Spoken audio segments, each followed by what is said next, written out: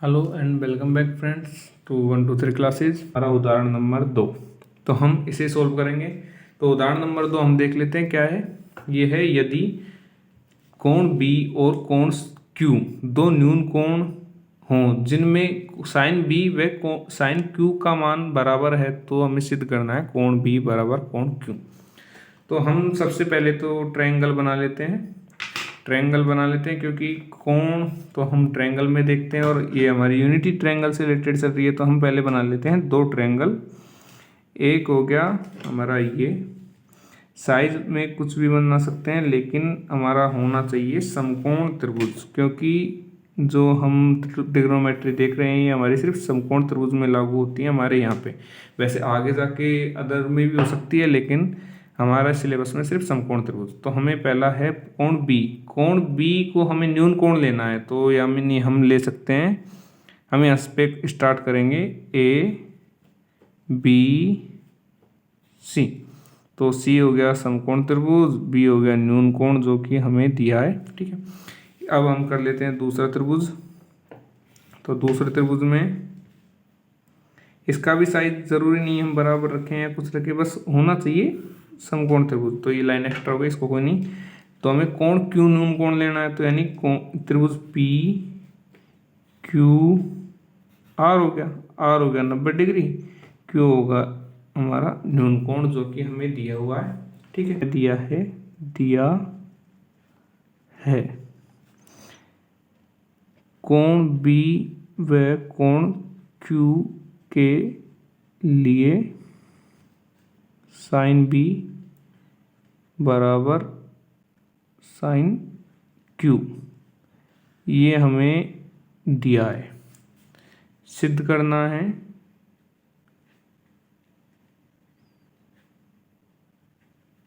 क्या सिद्ध करना है, कोण बी बराबर कोण क्यू।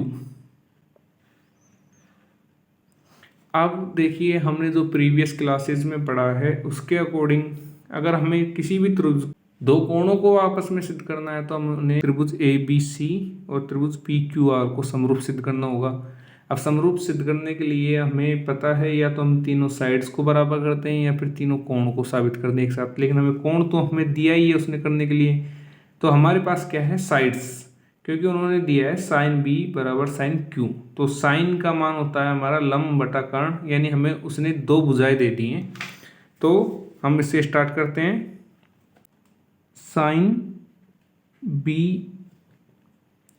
के लिए हम देखते हैं त्रिभुज ए बी सी में साइन बी ये होता है लंब बटा कर्ण। लंब बी के लिए लंब हो गया ए सी बराबर ए सी, कर्ण हमारा चलेगा ए बी जो कि 90 डिग्री के सामने वाला कोण है ना, सामने वाली भुजा है। ठीक है, ऐसे ही इसी प्रकार साइन क्यू, तो साइन क्यू बराबर यहाँ पे भी लंब हो गया हमारा P R upon P Q. ठीक है, अब ये हमें उन्होंने बराबर दिए हैं, यानी साइन बी बराबर साइन क्यू बराबर ए सी अपॉन ए बी बराबर P R upon P Q. ये बराबर है सब आपस में। ठीक है, तो इसको हम एक कांस्टेंट मान लेते हैं, हम मान लेते हैं कांस्टेंट जेड के बराबर। ठीक है, ये हो गई हमारी समीकरण नंबर 1। ठीक, अब हमें इससे पता चल रहा है कि A C upon A B P R upon P Q के बराबर है। ठीक, ये हमारा अनुपात हो गया। अगर अब हम सिद्ध कर देते हैं कि देखिए ए बी आ गया, ए सी आ गया, अगर B C upon Q R अगर बराबर आ जाएगा इसके बराबर, तो ये कोण त्रिभुज आपस में सर्वांग सम साबित हो जाएंगे। और अगर सर्वांग सम सिद्ध हो जाते हैं तो इनके कोणों का मान भी बराबर हो जाएगा। ठीक है, हम समीकरण नंबर 1 को लेके आगे बढ़ते हैं, यानी ए सी अपॉन ए बी बराबर P R upon P Q बराबर हो गया हमारा जेड। ठीक है, ए सी अपॉन पी आर को यहाँ पे ले आते हैं बराबर ए बी को यहाँ पे ले जाते हैं और पी क्यू यहाँ पे है बराबर हो गया हमारा जेड। तो अब हो गया ए सी बराबर ए सी अपॉन पी आर बराबर जेड था, तो ए सी बराबर जेड डॉट पी आर। ठीक है, ये हो गया हमारे समीकरण नंबर 2। इसी तरह हम लेते हैं ए बी बराबर जेड डॉट पी क्यू। ये हो गई हमारी समीकरण नंबर 3। ठीक है, त्रिभुज ए बी सी में पाइथागोरस प्रमेय से, ठीक है, पाइथागोरस प्रमेय हमारी कर्ण स्क्वायर बराबर आधार स्क्वायर प्लस लंब स्क्वायर होती है। हमें चाहिए क्या, लंब। तो लंब स्क्वायर बराबर हो जाता है कर्ण स्क्वायर माइनस आधार स्क्वायर। तो लंब क्या है हमारा, लंब है हमारा बी सी का स्क्वायर, क्योंकि हमें चाहिए क्या, देखिए यहाँ पे ए सी आ गया, ए बी आ गया, तो हमें चाहिए बी सी। ठीक है, और वैसे ही दूसरे वाले त्रिभुज में पी क्यू आ गया, पी आर आ गया, तो हमें वहाँ पे चाहिए क्या, पी क्यू आ गया, पी आर आ गया, तो हमें चाहिए क्यू आर। तो त्रिभुज ए बी सी में बी सी स्क्वायर बरोबर इसका कर्ण है ए बी स्क्वायर माइनस आधार है ए सी स्क्वायर। ये हो गई हमारी समीकरण number 4।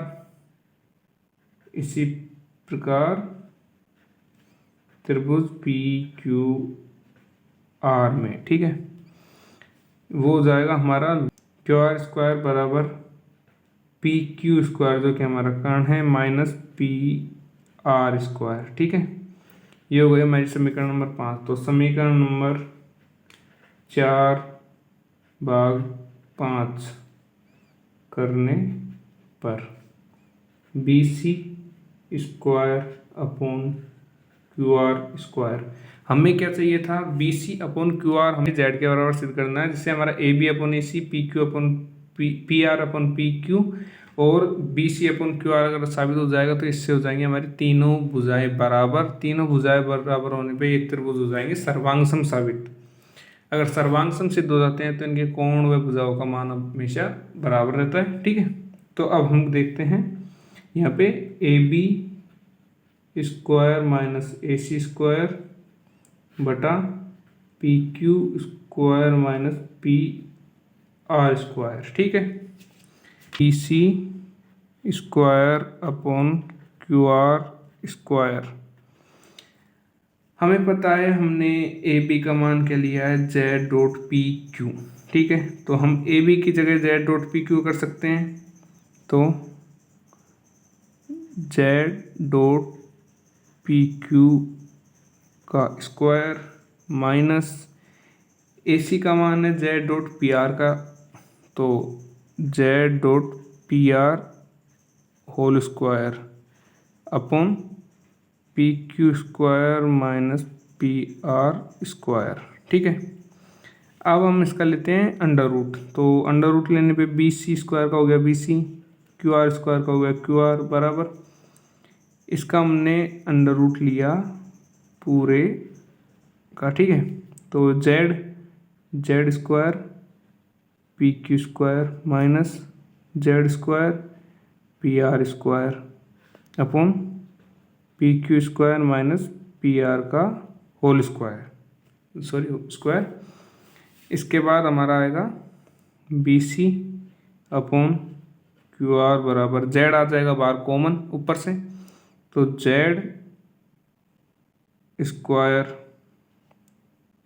P Q square minus P R square upon P Q square minus P R square का अंडर रूट, ये है पूरा।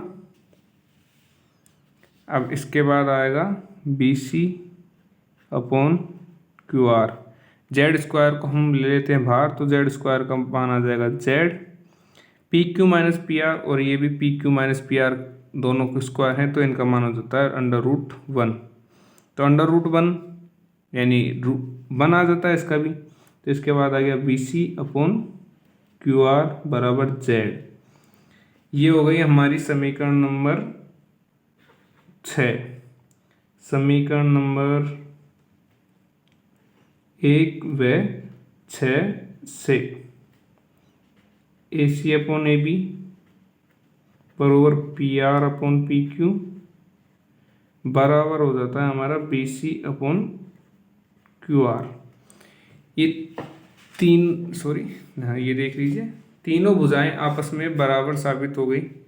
तीनों भुजाएं अगर आपस में बराबर सिद्ध हैं तो हम कह सकते हैं त्रिभुज ABC सम है त्रिभुज PQR के कौन से नियम से?